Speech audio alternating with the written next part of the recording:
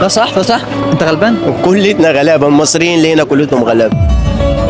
لا انا بقول لك انا عايز اساعدك. انا سمعتها كتير قوي يا غلبان، كلمه هتساعدني دي. احنا كلتنا متغربين ليه؟ مش عشان الجنيه ولقمه العيش؟ ما انا غلبان في بلد ومش متقدر. جيت هنا في الغربه وقلت يلا هتعامل بالعمله الاجنبيه يمكن اتقدر. ما احنا لو كنا لقينا الخير في بلدنا ما كناش طلعنا واتبهدلنا في بلاد الناس وجرينا على لقمه عيشنا وغربنا وسيبنا اهالينا وسيبنا بيوتنا وسيبنا عيالنا وسيبنا حبايبنا عشان خاطر ايه؟ ما عشان خاطر احنا مصريين غلابه عايزين نمشي وناكلها بالحلال وربنا يرضينا ويكرمنا. بس ان شاء الله ربنا هيرضينا، مش هيسيبنا وهيقدر غربتنا ويقدر تعبنا وشهانا. احنا كلتنا غلابه المصريين، احنا غلابه عايزين ناكل عيش وعايزين نمشي بما يرضي الله وراضيين ومستحملين وصابرين على اللي احنا فيه وبنقول اهو ربك شاهد على كل حاجه وان شاء الله هيجعل تعبنا على خير. انت كده شكلك 7000 سنه. كنا حضاره 7000 سنه، لكن دلوقتي حضاره الجنيه. لو ما فيش جنيه صدقني هتتعب. ما عادش في حاجه اسمها الجار للجار والصاحب للصاحب والكلام اللي كنا بنسمعه ده وناشيين عليه مش موجود دلوقتي. كل ما تعرى اكتر كل ما تاكل وتشبع. وسيبني بقى عشان خاطر ربنا، عشان خاطر ان انا ايه اللي فيها مكفيني.